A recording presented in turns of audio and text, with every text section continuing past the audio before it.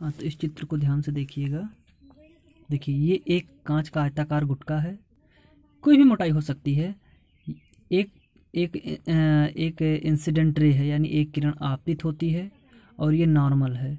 ये एक हम नॉर्मल ड्रा करते हैं, और ये एंगल ऑफ इंसिडेंट है यानी आपतन कोण है, और ये रिफ्रैक्टिव कोण है यानी ये हम कह सकते हैं आपतन कोण, और ये अपवर्तन कोण है।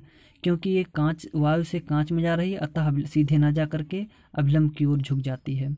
फिर जब ये यानी इसके सीमा पृष्ठ पर आरएस पर पहुंचती है, अब यहाँ से ये कांच से फिर वायु में जा रही है, अतः जब ये जाएगी तो अभिलंब से दूर हट जाएगी। इसे बोलते हैं एमरजेंट रे या निर्गत किरण, और ये एमरजेंट एंगल है यानी निर्गत कोण है। और एक ही पदार्थ में बना जो कोण होता है वो समान होता है, तो ये आर है तो ये भी आर होगा, ये दोनों एंगल आर ही होंगे।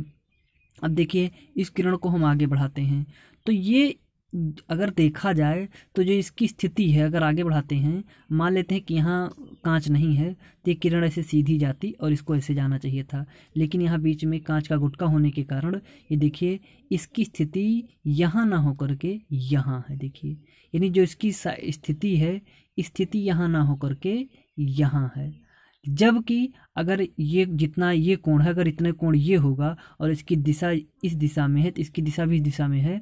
अगर ये दोनों कोण आपस में बराबर होंगे, यही हम इस कोण के बराबर कर ले जाएंगे, तो जान लीजिए दोनों किरणें एक दूसरे के समांतर है। क्यों? क्योंकि इसका कोण और इसका कोण दोनों समांतर होंगे, फर्क स्थिति में केवल है। और स्थिति इसके दोनों किरणों के बीच लंब डालेंगे, यही जो इतना लंब है यही कहलाता है पार्श्व विस्थापन। अगर हम आई बराबर ई के कर ले जाएंगे, आई बराबर ई हो जा सिद्ध कर ले जाते हैं, और इसकी डायरेक्शन तो यही है, तो ये दोनों किरणें एक दूसरे के समांतर होंगी और मतलब इनकी दिशा समान होगी।